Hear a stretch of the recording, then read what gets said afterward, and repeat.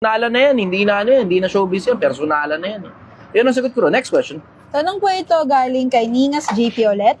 Minsan rin magdumating sa punto, Sir Chi, dahil sa kasikatan na taba ng utak mo, ay tumaas ang tingin mo sa sarili mo at feeling mo ikaw ang pinakamagaling sa lahat at paano mo ito naya? Lagi naman, laging may ganun. Laging may ganun. Alam mo,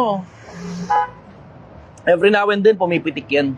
Every now and then pumipitik yan. Lalo na pag alam mong above ka doon sa iba. Alam mong yung meron sa'yo, lamang kesa sa iba. Every now and then pumipitik yan. Eh yun nga lang mga babaeng nakapangasawa ng kano, pakiramdam nila puta na para silang langaw na nasa ibabaw ng ano eh, ng kalabaw eh. Nakatungtong ka lang sa ibabaw ng kalabaw, pakiramdam mo mataas ka pa sa kalabaw eh. May mga ganun eh. May mga ganun talagang pagkakataon. Hindi ko maaalis yun na meron talagang mga ganun sa akin every now and then. Eh, normal na tao rin naman ako eh. Alam mo naman, hindi ko naman kayo pagsisinungalingan eh, di ba? So sasabihin ko lang sa inyo, every now and then, normal talaga na meron talagang ganun. Paano ko sinusuwato ang sarili ko? Pinapaalala ko sa sarili ko na lupa lang ako. Nabalik uli ako sa lupa. Kaya nga, 'di ba? Paa sa lupa, mata sa langit. 'Di ba? Kasi wala pa rin tatalo sa kababaan loob eh. When you have an outstanding level of intelligence, you have to deploy a certain level of humility. Kasi pag hindi ka nag-deploy ng humility, ang made-deploy na automatic na pitik, arrogance. And when arrogance comes, destruction comes along.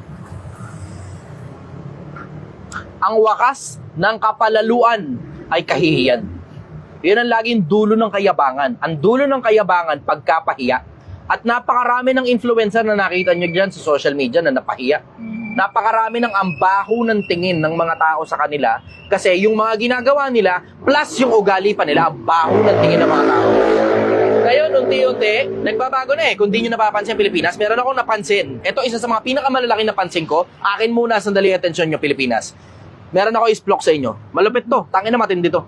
Akin muna atensyon ninyo. Share nyo muna itong live ko.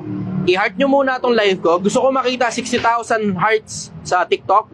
Tapos ang Facebook kasi hindi ko nakikita rito eh. Pero share nyo muna itong live ko. I-post nyo muna itong live ko. Type done pagka na-share nyo na.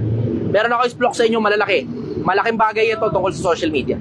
Ang laki nito. Mapapakinabangan mo rin ito lalo na kung interesado ka mag-social media sometime in the future. Sige, let's go. So meron tayo ngayong 399 viewers, 399 viewers, 398, 399. Paangatin muna natin ng 500 viewers ito. 100 lang hinihingi ko sa inyo, 100 viewers lang. Okay, sige. 55,000, 55,500, 55,600, 55,700, 55,800, 55,900, 60,000, 5,600.